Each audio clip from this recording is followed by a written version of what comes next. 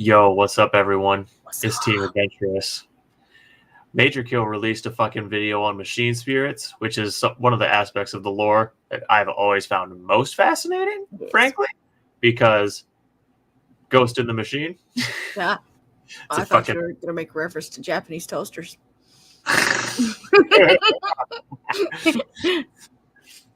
But no, the concept of Ghost in the Machine has been a sci-fi concept that's fascinated me endlessly since I first happened upon it as a young children's. So we're gonna dig into this, and I hope there's some good nuggets in here that make this worth live streaming. Bro. Let's go. Let's go. G'day, guys and gal. Warhammer 40k has a lot of themes running through it. Some of them are subtle, such as doing the most ethical thing isn't always the right thing to do. Others are more obvious. Hypocrisy is shoved in your face on the daily in the universe of 40k. Facts. Most psychers are put in death camps, despite mankind's god being the most powerful psyker ever. Mortarion pledged himself against the warp and tyrants, then he became a warp-infused tyrant. The Imperium has outlawed artificial intelligence, How yet the will mighty gleefully fall. jerk off a Yes. toaster in an effort to appease its machine. Hey, it's AI. I mean, considering literally nearly every single piece of human tech, from lowly pistols all the way to titans and spaceships, has a machine spirit, it's kind of hard to avoid. But you get what I mean. Before we get started, I have some good news and some bad news. The bad news is that the majorkill Terminator Lord has been discontinued. There's a variety of reasons I'm not going to get into, but farewell, big boy. You were a pleasure to snort. The good news is that to replace the holy Whoa. bring back the space button. However, to avoid dogging the legends who bought him as the limited edition 300k subscriber merch, the returned space button loses the sideways plume helmet variant as well as the sword variant. That still leaves 2 heads and 2 weapons in one purchase, so not bad. He also loses all references to 300k subscribers and majorkill. So if you were one of the people to get the limited edition version, it'll always be easy to point out. The Space Spartan Standard Edition will be added to the STL pack for free to those who have bought it already, so there you go. Today we'll go over the lore of the machine I like how he spirits, calls what his their mini origins are, the extent of his mini print files STLs in Mhm. reference to the STLs from the lore. That's so fucking. It's just nice little flavor touch. I like it. sentience, notable machine spirit highlights, and why the Imperium embraces them, yet they shit the bed when you mention real AI. Let's get into it.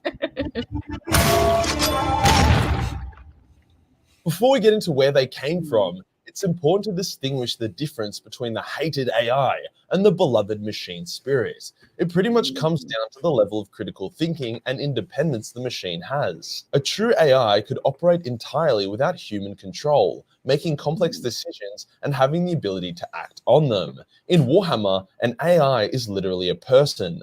A machine spirit, on the other hand, is like a dog. Sure, you can let him loose and he might end up biting a pedophile or two while off the lead. Side note, I pedos. However, a dog relies Side on note, its what? own. Side note, I 100% believe dogs can detect pedos. However, a dog relies on its owner for food, 100%. training, walks, and other things. They also can't make their own complex decisions or have a high degree of sentience. Here, hopefully this frames it better. If you see a human walking a dog on a leash, it's cute. If you see a human walking another human on a leash, it's fucking weird. That's kind of like how people of Warhammer see it. I've already covered AI, or Men of Iron as they're known, in their own video, so let's now direct the focus solely on our loyal and much cuter machine spirits. Their origins aren't exactly but it doesn't seem like they've been present for the entirety of humanity's existence. For example, it's unlikely that they were a thing during the Dark Age of technology, where mankind hit its technological peak and had a bunch of true AIs that hadn't gone all Skynet on them yet. As that was a time of science and progress, I'd bet my left nut they weren't blowing incense on their PCs to help turn them on. It seems like AI was outlawed and everyone became a lot more suspicious. I get this. That just instantly gives me like a image of some fucking machine priest fucking smoking incense and going on the hitting the on button. Like, please work. Oh, holy tech dragon. Please bless my PC. The machine spirits begin to materialize. I do need to note, however, that Inquisitor Eisenhorn once touched the machine spirit of a Chaos Titan, and he witnessed the Age of Strife and even snippets of the Dark Age from doing so. So either this was just a bit of a lore mistake, or machine spirits started to become active during the same time human psychers started popping up. After all Titans are said to be inferior designs of the true AI Titans from the Dark Age, so there is something to it. So that leaves us with 3 genuine origins for machine spirits. Either A, due to lots of people believing machine spirits are real, the warp's influence on real space has made them real, like the power of belief. B, which is what I personally believe, is that the machine spirits are small aspects of the Void Dragon, who is currently still in a coma under Mars. The Void Dragon was known for its ability to build and create technological wonders, so its consciousness could easily leak into the machinery built by the Mechanicus. Or C, the machine spirits are not supernatural, but rather a very basic form of AI that the tech priests are capable of coding and maintaining. It could be all 3 of these. So how does a machine spirit It literally actually affect the see, machine? and my personal belief is that it's some level of all 3. Yeah. I mean, because if you think of the Void Dragon is a deity, so the power of belief would only amplify it. So the first 2 go hand in hand and naturally. And then, of course, the second one, we know, or excuse me, the third, we know the third one, there's at least an element of that by the fact that Space Marines boarded that ship that one time, and the ship's more advanced AI literally seized control of their armor. Because it said the programming of your armor is pathetic. Yeah. So we know for a fact, as far as I'm concerned, that it's some combination of all 3. Yeah.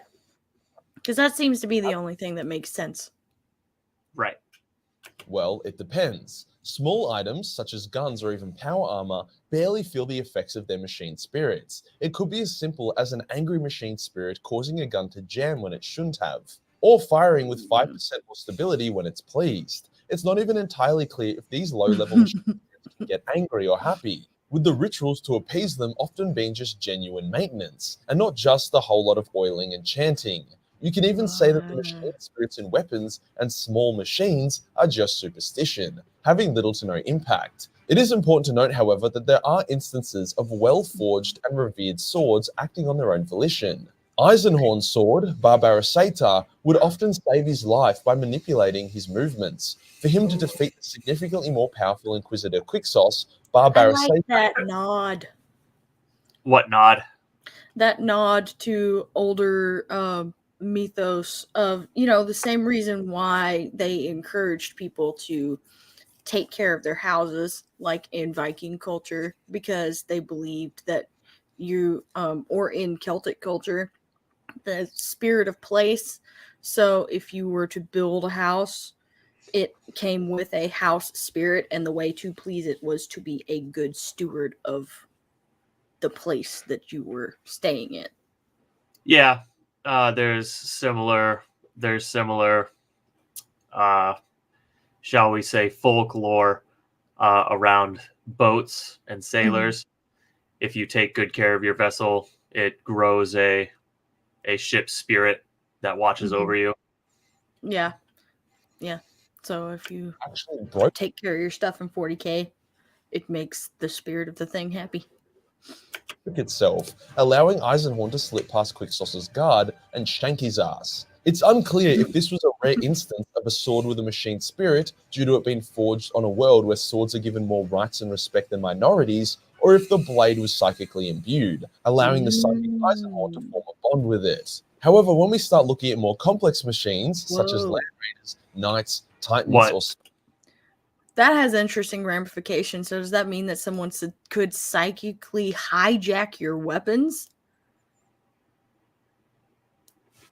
Let me listen to that again. His movements. For him to defeat the significantly more powerful Inquisitor Quixos, Barbarossator actually broke itself, allowing Eisenhorn to slip past Quixos's guard and shank his ass. It's unclear if this was a rare instance of a sword with a machine spirit due to it being forged on a world where swords are given more rights and respect than minorities, or if the blade was psychically imbued, allowing the psychic Eisenhorn to form a bond with it. However, when we start looking at more complex machines, such as...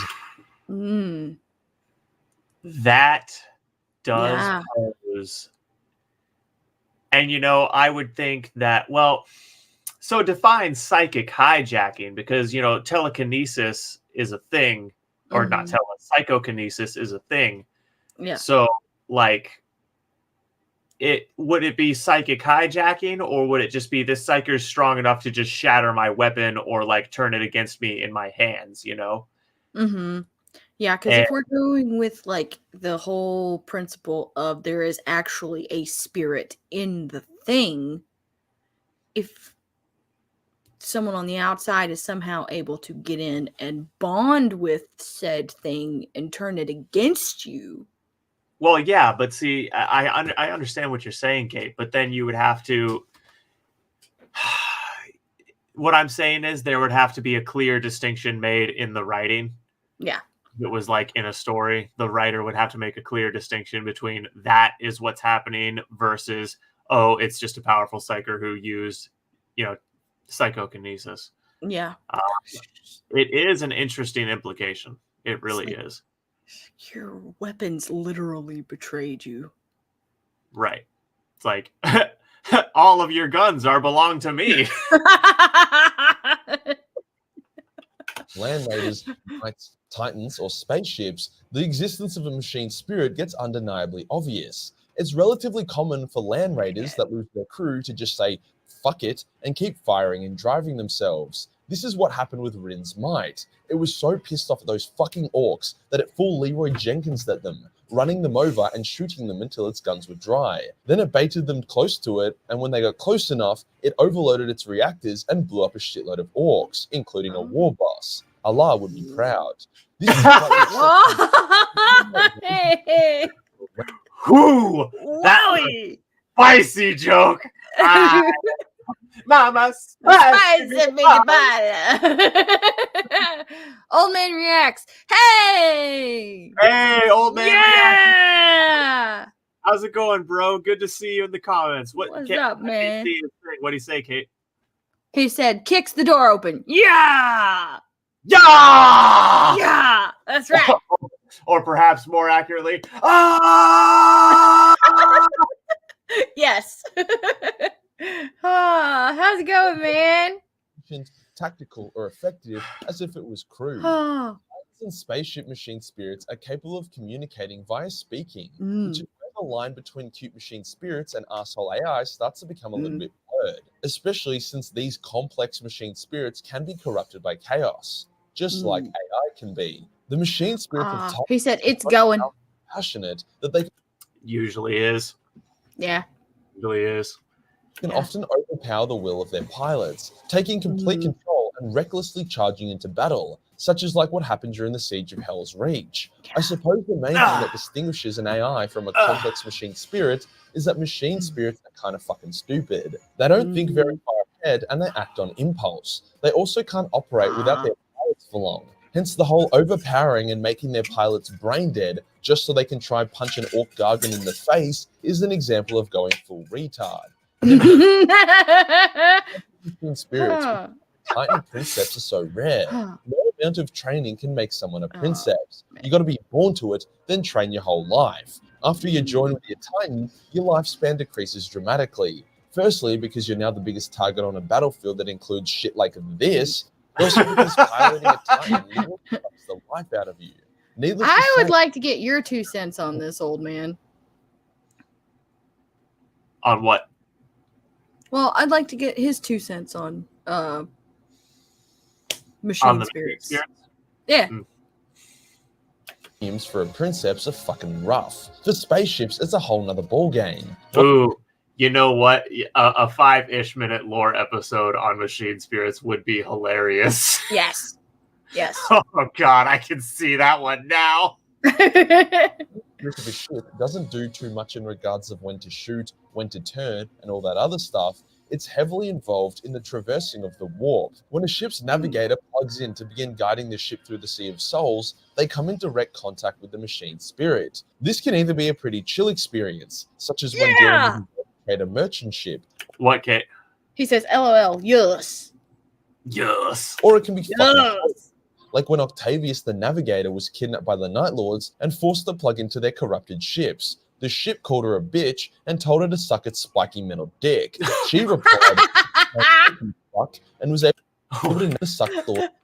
It plugs in to begin guiding the ship through the Sea of Souls. They come in direct contact with the machine spirit. This can either be a pretty chill experience, such as when dealing with a rogue trader merchant ship, or it can be fucking horrible, like when Octavius the Navigator was kidnapped by the Night Lords and forced to plug into their corrupted ships. The ship called her a bitch and told her to suck its spiky metal dick. She replied, fuck, and was able to navigate the ship with a lot of difficulty. That's not exactly word for word how the conversation went down, but it may as well have been. It's a lot like that Love Death episode. I like the paraphrase, though. Right. Man, you know, the Australian paraphrase is always a... It's always. He says, new 5-ish is out, by the way. Ooh, yeah. We'll have to get to that. Yes. We might get to that today after I do some actual work. Yeah. The ship seemed to have its own sentience, letting its crew die if it didn't like them, but going above and beyond when it found a pilot it liked. Very similar case here. Night Lord ship, go figure. Yeah. Technology have machine spirits. Not really, but also kinda. The Tau use basic AI and occasionally create digital copies of Tau brains when they need something more advanced. They don't believe that the machine spirits are actually spirits, and any maintenance they do to them is purely to keep them running from a scientific standpoint, not just to finger their PowerPoint holes. The eldest technology is the Wraith Bone, which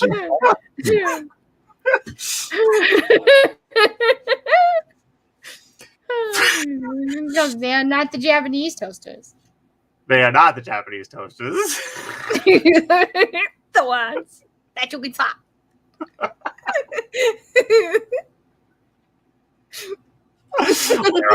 You promised us. Be gone, machine priest. It does seem to be alive, but only to a degree of a plant, rather than the animalistic machine spirit. The Wraith won't connect to the spirit stones, allowing Wraith units to operate using the souls of the dead. So whilst this does seem quite machine spirity, it is a bit different. The Orcs' technology relies on the power of their Wah, which basically means the power of the Wah. He says the Conquerors seem to be trying to please Lotara Sarin. Okay, I'm out of the loop on that one.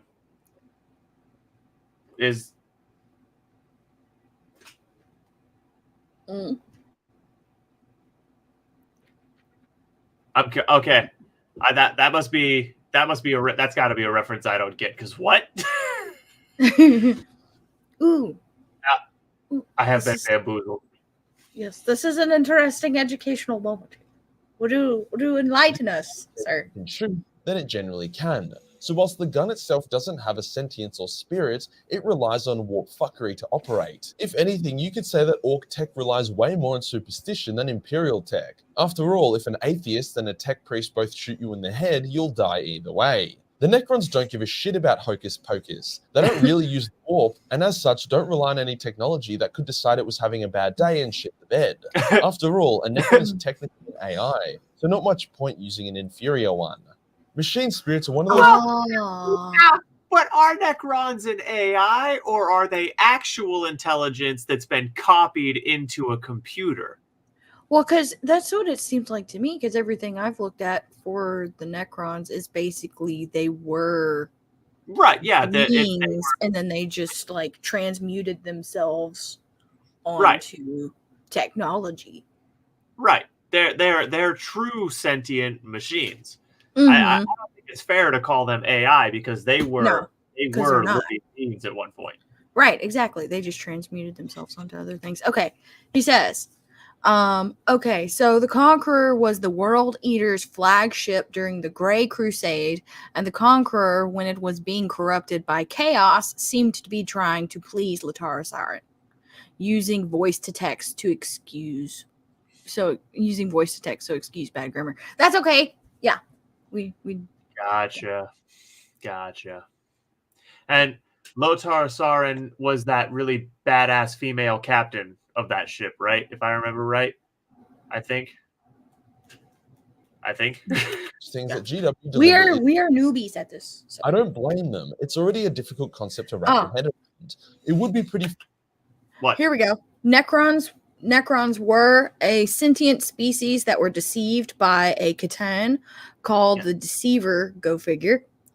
Yeah. Their bodies were replaced by living metal called necrodermis. Right. Yeah.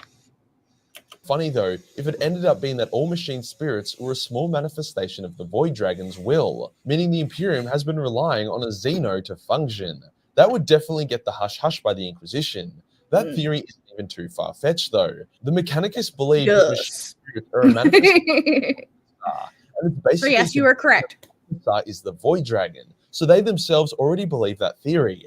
Maybe the Emperor didn't put the Void Dragon under Mars just to rapidly accelerate mankind's technological progress. Maybe he did it so that one day machine spirits could manifest, allowing for obscenely powerful weapons such as Titans to exist. Oh, Emperor, you cheeky, cheeky monkey. Either way, machine spirit is my new home. If you're enjoying the video, it's the place to be. What the fuck? Oh my! Battle Mace 40 million titties. Hit the subscribe button and hit the real subscribe button. Oh man, major kill. Let's go for more memes and I'll see you in the next one. Shrek is love. Shrek is love.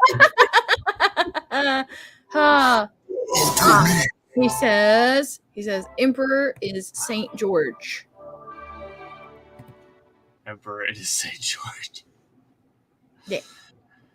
Oh man. Fucking major kill. Well, okay.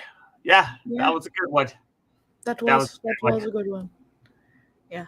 I would have appreciated some more detail, but it's major kill. If I want detail, I'll go to Luton. Yeah. Except for when, he's being like, oh, time travel is absurd. God, fucking Luton. Yeah. The fate-eating towel is fine, but time travel's absurd. Okay, Luton. Yeah. Sure, buddy. Yeah. And parasites that look like towels, or carnivorous mushrooms. Carnivorous mushrooms that, use their teeth as money. Right, exactly. Yeah, but time travel is absurd.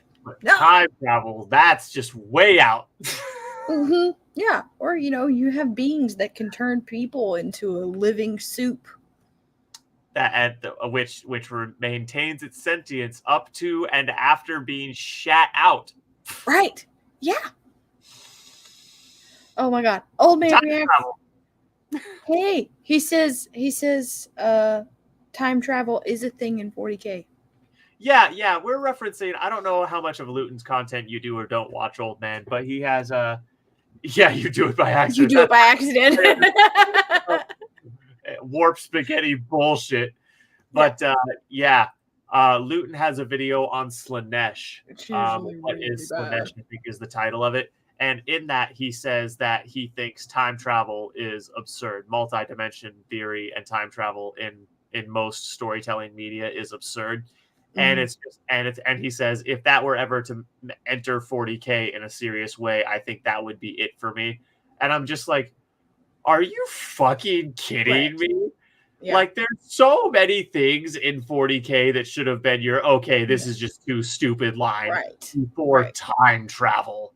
Yeah. Like, are you fucking Luton? I love your content. I think you do really, really good lore breakdowns, Luton. But that opinion is stupid. It's like you literally have, and I know I've said this a lot, but you have stuff that literally looks like a bath towel that is a face-eating parasite. Right. And you're going to be like, oh, but time travel is absurd. Ignore the godlike entity that falls to the errors of his own hubris. Ignore the guns that you have to pray to so they'll work. Right. Or, painting things red to go fast. Yeah, ignore the mushrooms that paint things to go faster because of the power of the wah. Time travel is just a step beyond.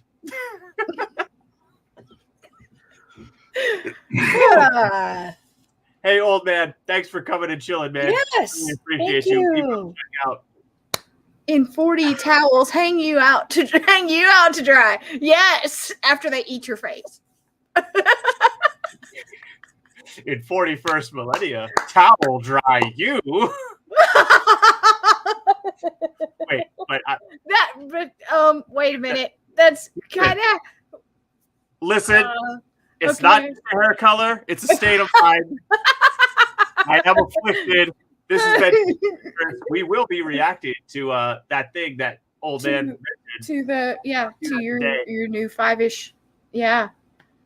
After your face is eaten. Yeah. Yes. So everyone, this has been Team Adventurous. Yes. Have a great day. Thank you so much for being here. And yes, old man, thanks for chilling and hanging out for a minute. Good to see you, buddy. Hope you're fan fucking tastic, bro. Yeah, we'll be reacting to your stuff. Peace out.